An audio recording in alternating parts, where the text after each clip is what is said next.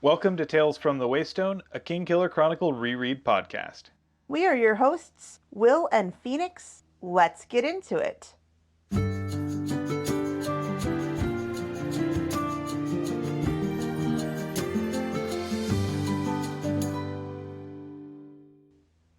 Welcome to Tales from the Waystone, episode 37, Riddle Me This, Riddle Me That, where we will be looking at chapter 72 of The Name of the Wind through the lens of riddles. Before we begin, a little description of our podcast. I'm going to try to do this fast for all of you who have listened to this 36 times before.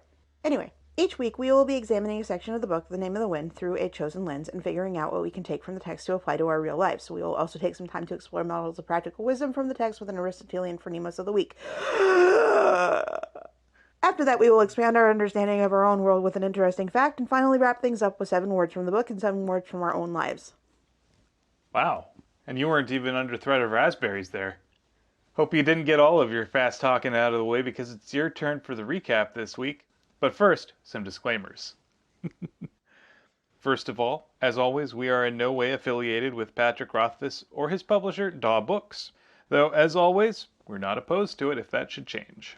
Second of all, our discussions naturally assume that either A, you've already read the main books, The Name of the Wind and The Wise Man's Fear, as well as the other ancillary novellas and short stories in the continuity, or B, you're a weirdo who goes to palm readers to discover the future, and so all of your life is filled with spoilers. Needless to say, ahead, here be spoilers. Finally, a word to our community: while it's perfectly fine to critique the text as you read it, we won't stand for any abuse of the author responsible for it. And now that we've got our disclaimers out of the way, get your fast talking boots on, because it's time for you to give us a 45-second recap. I don't want to wear shoes. Or boots. Either way, hope you're fast, for your sake. Otherwise, there will be raspberries. I don't think there will be raspberries. All right, we'll see, though. The clock will be the determining factor there. So, you ready? I am. In 3, 2, 1, go. This chapter is long and full of exposition about Kvothe, Denna, Kvothe's past, Denna's new patron, and the Chandrian. Kvothe and Denna spend the day investigating a burned-out farm and looking for her patron, whom Kvothe has dubbed Master Ash. The chapter ends with the two of them sharing food, a song, and resting together near a stream, which I find cute and romantic, as long as you ignore the tragedy and carnage they left behind them at the top of the hill. 24.05 seconds. No raspberries for you. Yes! Good job. Thank you. All right, so let's dive in. Shall we? We shall. So this chapter concerns the riddles of both Kvothe, Denna, and also the Chandrian themselves. We start with the obvious whodunit, who burned up the Mothin's farm? And then we also have other ancillary mysteries related to it. Why is Denna there? Why did Denna's patron send her there? Who the fork is Denna's patron? And what's his business in all this?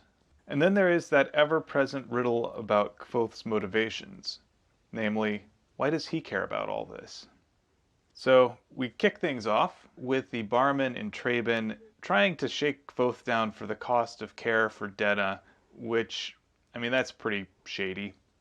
Yeah, he complains that he spent money on bandages and a woman to watch over her, which is probably a little more like a guard than someone watching over her. Yeah. We also find out that the constable and the mayor were making themselves maybe a little too friendly, essentially trying to pump Denna for information. Yeah, in a way that sounds ooky and uncomfortable. Yeah, I mean, I can understand wanting to find out what happened at the farm since she's basically the only witness to a crime. But yeah, the way that they were going about it seems overly judgmental and A little rapey. yeah. So, Kvothe is worried that Denna is just going to disappear if he takes too much time to do anything, so he doesn't fight. He just gives the barman some money and goes outside and is relieved that Denna hasn't run off. It's a little reductive view of her, I think. I agree. They agree to go to the Mothin farm, hop a cart. We hear, I'm heading past Old Bororill, which is also the name of the chapter. We understand that Kvothe is just mishearing because of an accent or something, or it doesn't seem like the farmer that they hitched a ride from is enunciating. He doesn't seem to be terribly talkative to begin with. Or terribly happy to have these two kids right along with him. We get a lot of Denna and Kvothe dancing circles around one another and not trying to find out too much about one another, while still very curious about one another. And then we get a ton of 7-word sentences that are a bunch of exposition. If you ever had any theories that Patrick Rothfuss was in the pocket of Big Highlighter in an attempt to get us to buy more highlighters, this would be your evidence. Orange highlighter, to be specific. They talk about how Kvothe just found the note, how Denna realizes that it may have been silly to expect that he would use his window instead of his door to get into his room. And then we find out that, lo and behold, Denna is trying to make the mysterious stranger that came and talked to her while she was waiting for Kvothe into her patron. And we also find out that the patron to be is really just shady as Fork. Yeah, that is a little concerning. Like, if you get a job, and then as part of the hiring process, they put you through a whole bunch of elaborate tests that aren't spelled out as tests ahead of time, that's usually a red flag. And the ability to be secretive. I mean, I've signed an NDA to take a job before, but that's different, right? Right, but you can at least tell people, hey, I'm working on this thing and I signed an NDA. She is like, I will probably be beaten half to death with a cane if I tell you anything. Yeah. Either way, it does not lend confidence. Nope. Skipping forward just a bit, she refuses to tell Kvothe the name of her future patron, or her wannabe patron. And so Kvothe suggests that she just makes up a name for him. And she insists that he does it instead, which of course leads to Kvothe as a namer. There's obviously a lot of theories about the identity of this man. Kvothe initially is just saying random names, and he says Frederick the Flippant, Frank, Farran, Faru, Fordale. Now, one thing that we know about the Chandrian that we know as Cinder, his true name is Ferul. I think we're meant to draw that connection here. And then when the wind picks up a whole bunch of dust and leaves and a leaf lands in Kvothe's mouth, lo and behold, it's an ash leaf. And what's another word for ash? But cinder. So I thought that was an interesting little bit of foreshadowing. Now, part of me thinks that that's almost too easy. And then part of me remembers that Kvothe walked the horse through a stream full of solvents, and I think it's not too easy. It's possible. There's part of me that's really hoping it's more elaborate than that, but I think that if we had gotten the story in quicker succession, kind of the way that Game of Thrones is going, everyone has theorized all of this to death. And for those of us who are plugged in, we can kind of see where things were at least originally going. And I honestly would rather them go the way that they were originally going than change because we figured it out. that's true. There's something to be said for at least following through on the mystery you set up and not after the fact trying to make up for it. But as we all know, Kvothe is a namer. And I think he accurately named Master Ash. It definitely does seem to be fitting. Considering also that the Mothin farm has been burned, and both he and Denna wind up with ash in their mouth, not just from the tree. Denna suggested maybe the little leaf that flew into Kvothe's mouth was an elm, which you get ash and elm and Rowan too. But he sticks with ash. In the same way that he named one sock, I just think he's right. So they get to the farm and do a little bit of digging around, and Denna finally comes out and asks Kvothe why he's there. Because while I'm sure she was perfectly happy to see a friendly face unlooked for, there's still that question of, now why do I see this friendly face? And especially if she's spending time with someone who has a lot of trust issues, as her patron-to-be does, one would at least want to know the motives of a new traveling companion.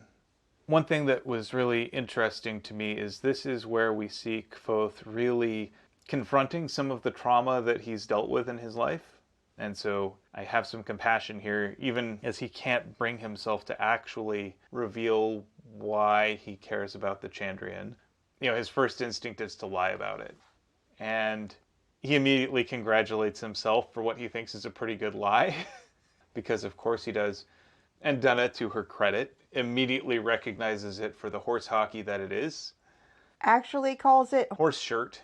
And then Kvothe is able to come up with something that I think is a little more honest, even as it doesn't necessarily tell her exactly why he's there.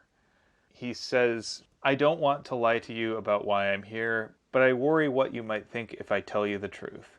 Which is, I think, the most honest that Kvothe has been to her in this entire story. And I think it's probably the most honest Kvothe has really been with anybody.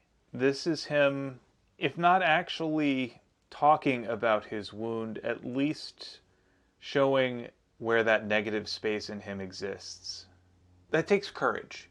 And as we've noted, it's not easy to talk about things like this for him. On to a little more cuteness. There's a part of this where Denna says, I don't need much delicacy as a rule. I'm no blushing daisy. And Kvothe says, daisies don't blush, and goes into this explanation as to why. And in a little bit of behavior that is very similar to something that I do, she says, that was condescending. Afterwards, Kvothe and Denna just kind of stare at each other for a bit, which is something that I do when you've done something exasperating. I get that stare a lot. But I do notice that he says, well, I just wanted you to see what condescension actually looks like. I mean, really, that's probably the most condescending response you could make to that. I will also admit that sometimes I say things incorrectly, phrases or sayings, where sometimes I have the wrong word. And sometimes you do that thing where you repeat what I said except you use the right word or the right pronunciation. Yeah, there's a part of me that feels the need to make sure that ultimately the right thing comes out, and it's a compulsion that I have. And I've always been trying to find a way to do so in a way that isn't completely jerkish. See, that's actually completely jerkish, and what I would much, much, much rather you do is just say, I think you mean... It's hard for me to do that, because paradoxically I feel that might be jerkish. Except I am a much more direct person, and I really hate the passive-aggressive bullshit of, well, she clearly doesn't know what she's talking about, so I'm going to correct her in my own way. Yeah, we've arrived at one of my flaws. It's just not a good look on anyone. It isn't. I'm not perfect. Aw, shucks. Hate to break it to you. So we get to an explanation of what Denna was doing there for Master Ash, which is kind of just recon. He wants to know how many people are there, probably because he wants to kill them all. Because if he is Cinder, he wants to make sure that no one gets away. But apparently he has a way of signaling her, of signaling that he's nearby. And later on, Denna gets kind of suspicious as to why Kvothe asks what color the flame was. That's a very unusual question to ask. Like, if I told you that something was on fire, you would only ask what color were the flames if they were anything other than orange and yellow. But I wonder what this way of signaling Denna is. And if it has anything to do with the blue flame. I was wondering that too. And at the same time, you'd have to think that there'd be a subtler way than blue flames. Are the Chandrian really known for being subtle? No. And you'd otherwise think that you'd see more blue flames all over the place, though, if he's been signaling Denna routinely, like in Imre or wherever. But it's only been 2 span. But there, he still signaled her. So I'm just curious what that was too.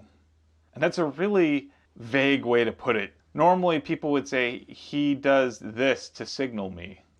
And instead, she says, he has a way of signaling me, which is deliberately vague and obscures the true nature of what it is. And then she mentions that she didn't see who attacked her. She claims that she saw shapes outlined against the fire and then ran like Billy Hell, which is a hilarious phrase to me, and that she must have gone headfirst into a tree and knocked herself out, and then woke up in town. To which Kvothe says if she had run into a tree, it must have been an oddly shaped tree, based on her injuries. And it also asks the question, if this was the Chandrian, why did they leave one survivor? They would have known. And they did.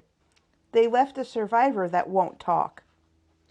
I kind of wonder here if she actually believes that she ran into the tree or if she's hiding what actually happened. Okay, so a couple of different examples. One more serious than the other, and I'll go with that one first. A lot of people who have been abused by partners say that they ran into a door, or that they fell down the stairs, or they tripped, or they slipped.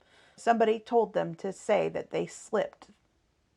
Then there's the more lighthearted response that I had. And if you think about the musical Chicago, he ran into my knife. He ran into my knife 10 times. Okay. I think it's possible that she does believe this. It's possible. I do not think she thinks this. I think that she has been around the block a lot. I think that she has very likely been hit a lot. This society is very patriarchal. Men will not cotton to a woman that talks back. Denna is no shrinking violet or blushing daisy. I'm pretty sure she is aware of what happened to her and that her lie sounds and looks like bullshit. Because she's not dumb enough to think that Kvothe is dumb enough to think that her injuries came from running into a tree. Much like a lot of abused people don't really think that other people believe them. They just want them to, so that trouble doesn't get stirred up. And Kvothe holds back on trying to give a detailed diagnosis of her injuries. What we do know is that in the Wise Man's Fear, the Cathay spells out in no uncertain terms, he beats her, you know, under her clothes where you can't see. I don't think she is unaware. I find it notable that Kvothe says he almost told her everything. Almost told her what happened to his parents. I wonder if Denna knows that she is courting one of the Chandrian as a potential patron or other. If she suspects, if her past included a run-in with the Chandrian and she is on a similar, if not the same trajectory as Kvothe. If she's just getting in with them in a way that he has not yet been able to or sought out. Theories are abound that she is possibly one of the Chandrian, and that could potentially be supported by the fact that her verse that she says after the little rhyming, when the hearth fires turn to blue, what to do, what to do. Her verse is, see a woman pale as snow, silent come and silent go. What's their plan, Chandrian, Chandrian? She has been described as moon-like, so has Ari. And just earlier in this chapter, like even just a few paragraphs above, it describes her pale skin. So there's definitely some symmetry there, if nothing else. There is also a few instances that I highlighted about how she responds to the sun. She had her face tilted towards the sun. She was lovely as the moon, not flawless perhaps, but perfect. This little paragraph actually makes me want to head desk the book because, again, with the physical descriptions and caring more about what she looks like than who she is as a person, because Kvothe really doesn't know. We don't know what she is like as a person. But yeah, there's a bunch of little not so subtle references if you're looking for them to her connection with the sun or the moon, with her connection or potential connection to the Fae. I noticed that Kvothe mentions that she always appears unlooked for as far as he's concerned. He likens her to the end of the rainbow. He talks about how when he was a kid one time he went searching for it and got lost in the woods, and she kind of calls him on the Bullshit. of comparing her to a treasure. I thought that was pretty prescient, and I don't think Kvothe quite picks up on that. Specifically, he says there is much of the Fae in you as well. Meanwhile, as they're exploring the remnants of the farmhouse, they're discovering a few other details. For one, they find that all of the timbers are pretty well rotted away. They're more like driftwood than a fine piece of planking. And for someone who spent a lot of money on a foundation and a 2-story house in this setting on the top of a hill where they'd have to get the wood carted up, why would you cheap out on that? Yeah, that's really strange. That's not good building material, even if you're poor. And even as it looks like the fire was actually pretty narrowly contained, the fact that all of the planking in the home is so shaky means that it's not safe to go in the house. Like, we know that rotting wood is one of the associated signs, As well as rusted out metal. which they find when they go up to the water pump. So Kvothe just feels like he is missing something obvious. That there are a lot of signs that he's just not seeing. And there are. I made my way past the charred windmill to the iron hand pump. I grabbed the handle, leaned my weight against it, and staggered as it snapped off at the base. I stared at the broken pump handle. It was rusted through to the center, crumbling away in gritty sheets of red rust. In a sudden flash, I remembered coming back to find my troop killed that evening, so many years ago. I remembered reaching out a hand to steady myself and finding the strong iron bands on a wagon's wheel rusted away. I remembered the thick, solid wood falling to pieces when I touched it. And he pretty much just falls down. Yeah, he kind of blue screens here a little bit, and Denna notices.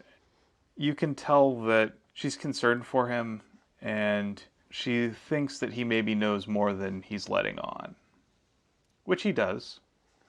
One other little thing to mention, the foundation of the house and the lower walls were solid gray stone. I noticed that as well. They mention Greystone a couple times here. Kvothe seems obsessed with getting whatever Denna's possessions are back, and she says that her patron had gotten her to start playing lyre. Yeah, you have to figure that there has to be something about that phrase there. There's a little bit of a play on words. Meanwhile, of course, I think Kvothe's attitude towards this is as if he's in a 90s adventure game where you have to pick everything up that isn't nailed down and stuff it into your inventory because it'll be useful later. But he's not having much luck. Ooh, one other thing. Mm. How many strings does her lyre have? 7 strings. Same as a lute. 7. Given to her by who we assume is one of the Chandrian. 7. 7 strings, 7 words, 7 Chandrian. Kvothe, by way of trying to, I guess, compliment her, says, "It's just that your voice deserves better accompaniment than a lyre can give you." You can take that many ways. Mm-hmm. It's, I think, his way of subtly trying to say that she can do better than Master Ash, and also probably saying that she can do better than him. If he's that astute. At this point in the story, I don't think he is. But maybe he speaks true, even as he's not aware of it. Agreed. So, to reiterate, we have our 3 verses of the children's song about the Chandrian. When the hearth fire turns to blue, what to do, what to do. Run outside, run and hide. When your bright sword turns to rust, who to trust, who to trust. Stand alone, standing stone. See a woman pale as snow, silent come and silent go. What's their plan, what's their plan? Chandrian, Chandrian. Dun, dun, dun! So now Denna knows that Kvothe is looking for the Chandrian. And I do really wonder if she is going down those rabbit holes herself. You know, if I were to start studying under a professor who avoids daylight and cringes at the scent of garlic and covers up all crucifixes in sight, I might jokingly think that he's a Dracula. Especially if all of the mirrors are gone from his home. Yeah, that would be really strange. And then if people started dropping dead and being mysteriously exsanguinated, I might make joking reference about this, even as in the back of my mind, Dracula. I note how many times Kvothe asks, "Who do you think killed these folks? What do you think happened?" And she just doesn't answer. Yeah, I mean, if someone were to ask me, student of someone who is mysteriously Dracula-esque, who exsanguinated these people, and I, who am studying under someone who is mysteriously Dracula-esque, listen to that, there's going to be a part of me that's thinking, oh, obviously he's the Dracula. But I don't want to be the one to say that. But if someone else were to say that it's probably your Dracula-esque professor, I would be like, I know, right? And there is a little bit of that, okay, so I'm not crazy. And they both find, I think, a little bit of validation in that. Also, I like the sentence, "I'm not a good touchstone for judging your sanity." Which means she's seen some Shirt. They look at each other and ask, "Do you feel crazy?" To which both of them say no. So that's either a good thing or a bad thing? Well, I mean, it's like if you ask someone if they are lying, they will say either yes or no. And if they are lying, they will say no. And if they are not lying, they will also say no.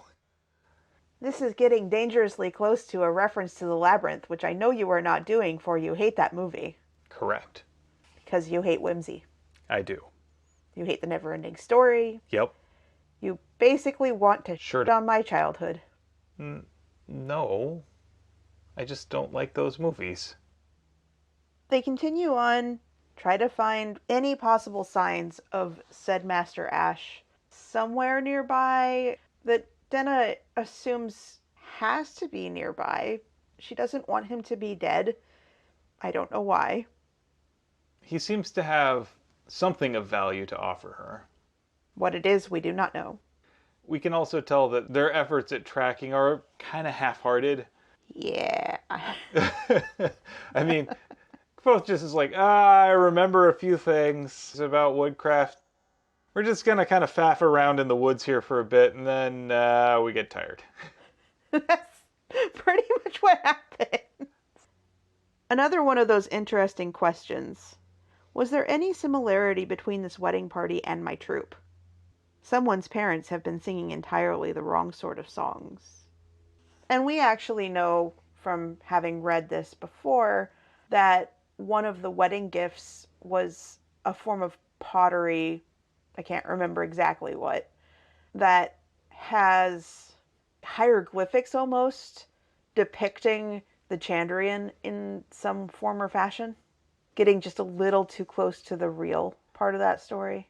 And it's kind of weird that they tracked it down at a wedding as opposed to earlier in its chain of custody. You'd think that it would be more expedient to kill a few people than half of a town.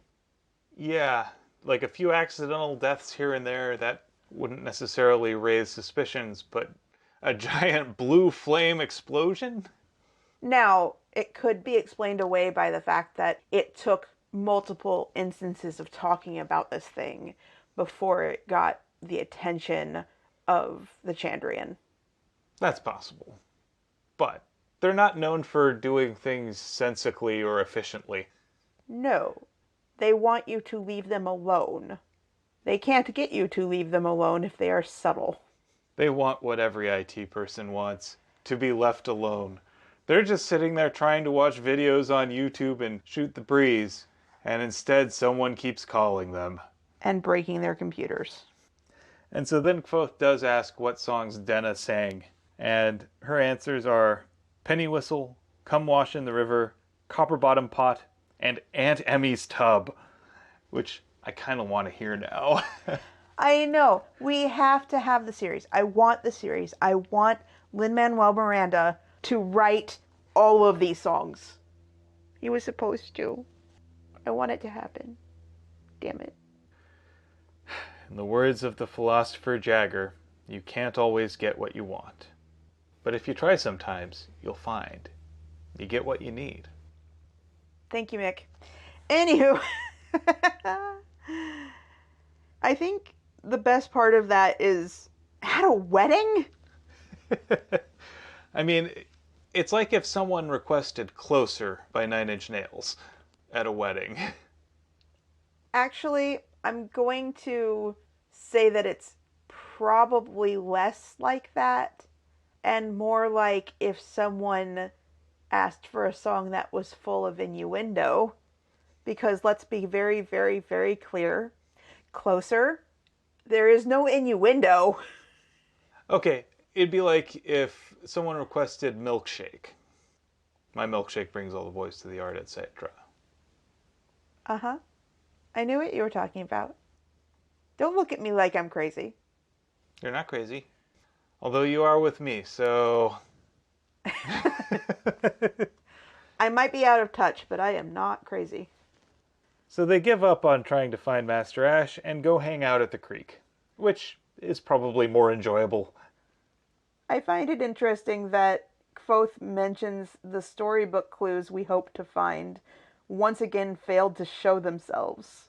There's no torn clothing, there's no branches that are comically snapped, there are no very deep footprints or boot prints, but they did find some mushrooms, acorns, mosquitoes, and raccoon scat. That's kind of the trifecta right there. So again, with the references to if this was a story, she would have gone off and bathed in the river or the creek, and Kvothe would have been called to rescue her from whatever little creature was nibbling at her toes, and they would have had a little tryst and all of that jazz. But this is not a storybook story. And so Kvothe does not pursue her in any way that is untoward. They wash their faces off and they eat an apple in a really, really cute way. I gotta say, this is actually kind of adorable. And it's really sweet in a way that is like, oh, you are still just a kid, aren't you? Because they shared an apple, passing it back and forth between bites, which is close to kissing. If you've never kissed before. And it's a very chaste thing overall. But there's this sweet ending of Denna sang for him. And it was a verse that he had never heard before. Which, going back on, of course Kvothe knows every single song and every verse that could ever be in every single song. But I will not repeat it here as she sang it to me and not to you. I will keep it to myself. And I think that that's really sweet and lovely. But I want to know what it is. Because I think it might actually have some clue as to what the heck this whole chapter boils down to. Before we're done, are there any bits and pieces that we could delve into on our behalf, on the behalf of the reader, on behalf of our listener, that you would like to expound upon regarding Master Ash and this tragedy at Barrow Hill?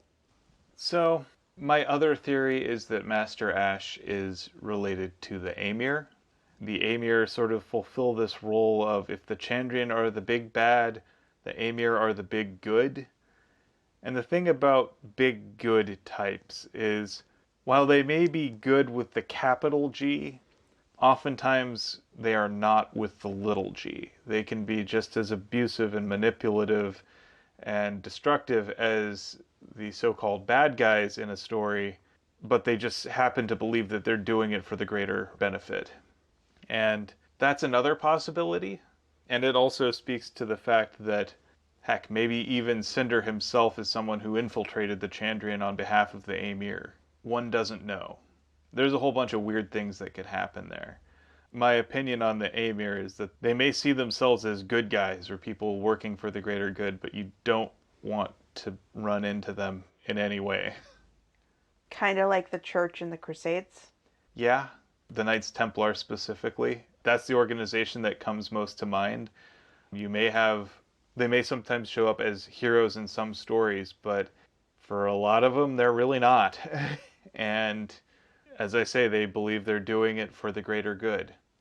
And that can be just as terrifying, if not more. And using and abusing one young lady, I don't think that they'd balk at it in your theory. Correct. We later learn that the Duke of Gibeah, who is this renowned sadist who tortured his villagers, was related to the Amir in some fashion, that he was part of their society. And he justified all of this as medical experiments to learn more about how the human body worked. And while ultimately that may have been, quote, for the greater good, you don't dare tell someone who survived any of that that this guy was a hero. You don't dare think that this guy was a good guy. What he did was evil, but he definitely did not think that he was doing it for the sake of being evil or twirling his mustache. People have a way of justifying all kinds of evil. That's another theory that I have. You did mention to me that things are a lot different and a lot clearer to you having read the book rather than having listened to it. I kind of want to know what you mean by that. I'm interested in what you have to say. Specifically, the thing that really jumped out to me was the naming sequence, where he's trying to discover the name or decide on a name more accurately for Master Ash.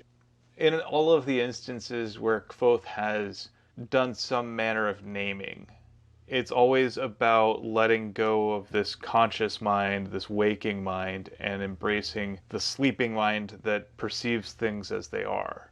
Whether that's with Ari or with Quetzalin.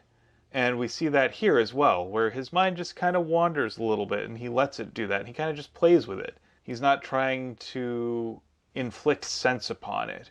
He's just letting it be. So I think that's where that naming part comes into play. So that's my thought. What are your thoughts on Denna's involvement with this? I think she is being groomed as an intelligence asset by someone. We don't know 100% if it is the Chandrian or the Amir or some sort of bizarro conspiracy or some nation state actor. She's clearly being groomed to gather intelligence, to provide information, and keep secrets, which fits with her background as a courtesan. She naturally finds her way into positions where she can gather information, and the ability to remain discreet is important. Being a court musician or being a musician that goes to events such as weddings gives you a little bit of anonymity while also giving you access to a lot of places that common folk just wouldn't be able to go. Yeah, one of the cushiest positions that a musician could get in the Middle Ages was as a royal lullaby singer. This would be someone who would be close to the royal family, who would be in a position just to overhear things. And those people were oftentimes used as intelligence assets for other powers. Again, I don't know the exact goal that they're looking for, but clearly they want to use her ability to charm people and then also to perform. So there's something about music where while it is revealing the performer or something about the performer, it also is a way to sort of hide in plain sight who that performer really is, because you stop thinking of them as a person and you see them as this performance. Who they actually are becomes background, which would be incredibly useful for someone looking to gather state secrets or to infiltrate a secret society or any number of other things. It's why people have always been suspicious about actors and musicians and the like, where it's considered a low profession because it's seen as lying, because the people who did it, oftentimes to make money, ended up selling secrets and the like. And practicing the art of pretending to be someone else. So yeah, there's definitely room for something nefarious. Of course, the flip side of this is the role of the jester, because jesters, or court fools, had a unique capacity to tell the truth to the people in power without fear of consequence. And so oftentimes they were the voice of the commoner, able to actually speak up for what something might do to the actual folk, who might be able to tell the king something that would be difficult to hear from someone else. But again, that truth was oftentimes hidden behind a performance of silliness. So, just some thoughts. I think they're good thoughts. Oh, good. And so with that, I believe it's time for us to talk about our phronimos. I would agree. However, before we get into that, I would like to extend a request to our audience. If you have any theories, if you like ours, if you like other theories that you know of, if you have suggestions for ways that you'd like us to delve into Master Ash's identity or why Denna was even there. This is a very theory-heavy episode and a very theory-inspiring chapter. We would enjoy hearing what you have to say. And if you think that we are full of Horse shirt. please let us know. Absolutely. And as always, we're also collecting Bat Country theories for our Patreon-only Bat Country Theory podcast. That'll be coming out on the equinox, which is September 22nd. And we know that the time is a little short at this point. I think that this one comes out in the middle of September-ish. It's being recorded in August, and I am bad with dates. But I think this might be your last chance to message Will at Teppish on Twitter. It's TEPPESH. And let him know some of the theories that you have that encompass the amount of book we have gotten through thus far. Operators are standing by. Operators are Will. Yes, they are. Don't send them directly to our Tales from the Waystone Twitter, because that is me, and Will wants to shock and awe moi with his insane theories. We'll be playing a game where she'll have to try and guess whether it was a theory from the fan community or one that I just made up on the spot. And this is available to listen to on our Patreon, should you wish to sign up. Lots of fun. Anyway, let's move on. So, it was kind of tricky to get a Phronimos this week. We only had a few options. First, there was Kvothe, but it's never Kvothe. Then there was Denna, who was only slightly more wise than Kvothe. Then we've got the barman, who is rude and demanding. And so we're really left with, just by the process of elimination, the farmer who gives them a lift to Boraril. Okay. Please mental gymnastics this into a very good Phronimos, please. So, for one thing, he offered Kvothe and Denna a respite for their feet without any expectation of reciprocity. And part of that is because he knew that what he was offering cost him nothing. He recognized, literally, he could just drop them off, it would help them along their way, and it wouldn't cost him anything to do so. So he did it. And at the same time, he neither pried into their business nor unloaded on them his business. I mean, how many people complain about their Uber drivers? Right? You know, like when we could go out of our houses. Yes, back in the before times. But I can appreciate that. Nothing wrong with being circumspect. So yeah, that was who I chose. I'll accept that.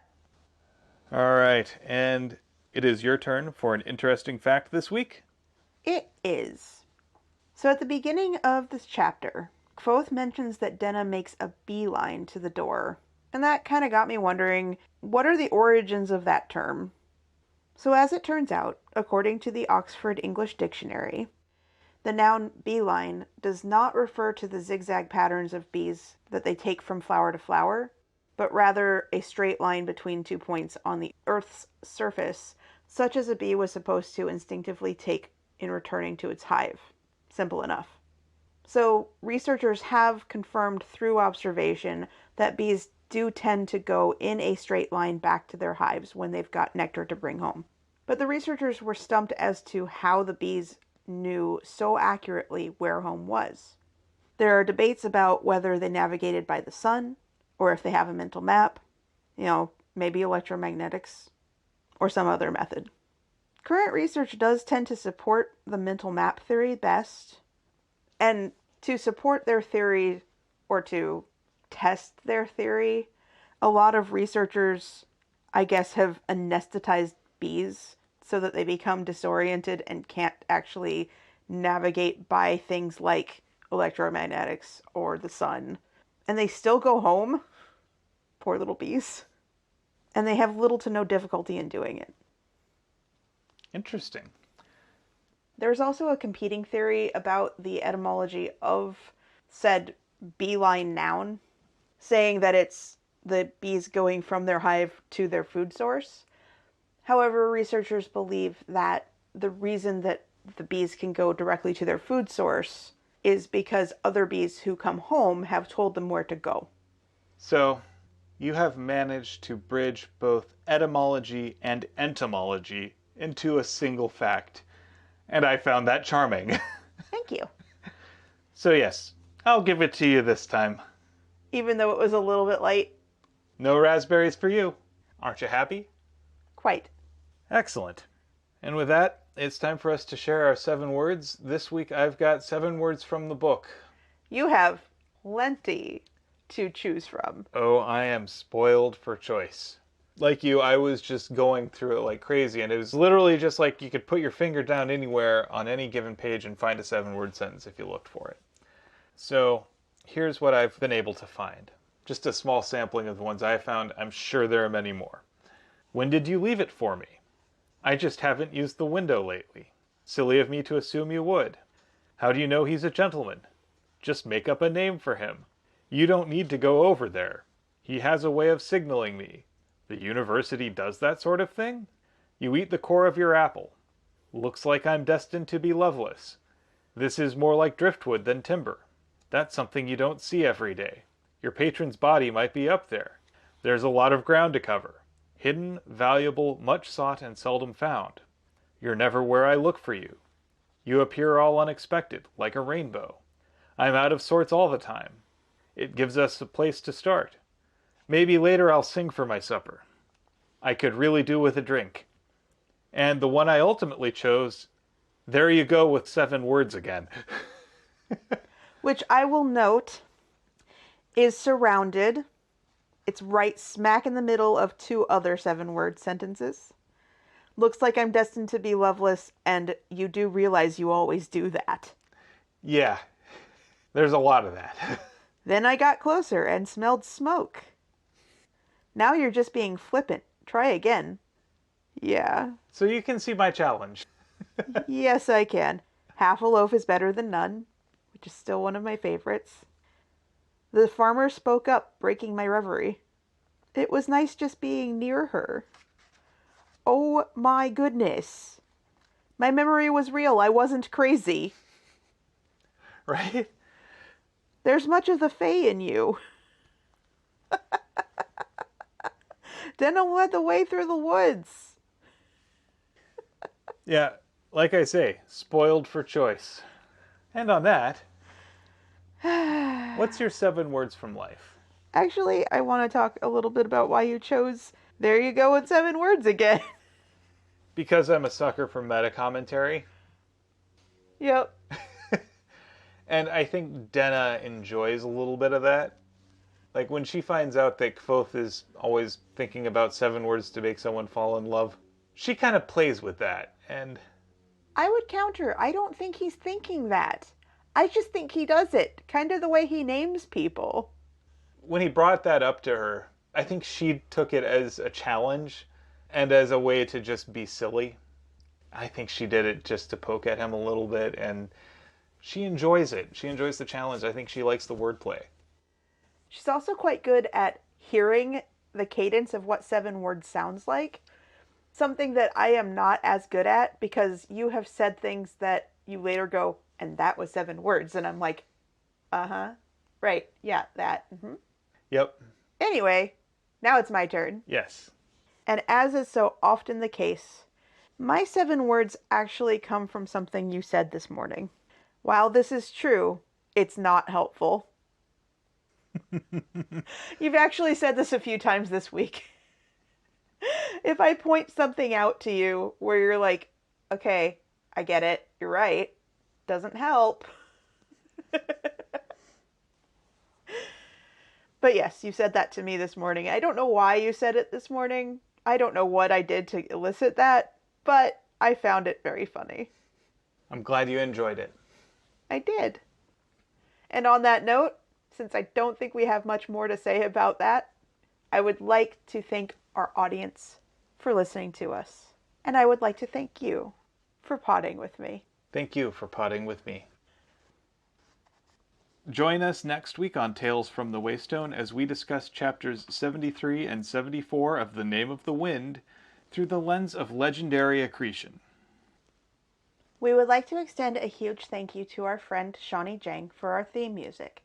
So, fun fact, if you are a fan of Minecraft and of the Jurassic World universe, the Minecraft Jurassic World DLC that was just released, Shawnee did the music for that. And we could not be prouder of her. It's just, it's amazing. Oh, that's so cool. Audio production and editing for this episode and all of our episodes, courtesy of me, Phoenix McCullough. I also do all of the marketing and social media coordination and all of that wonderful jazz that I have forgotten off of our script. Sorry. And project management and writing, courtesy of me, Will McCullough. If you would like to help support us and have the means to do so, we would really appreciate it if you would go over and visit our Patreon, patreon.com/waystonepod, and maybe sign up to give us a tip every month or something if you want to. It's all kinds of fun, and we have plenty of things that I think you'll like to see. And with that, here's to one more day above the roses. To one more day above the roses. Ding!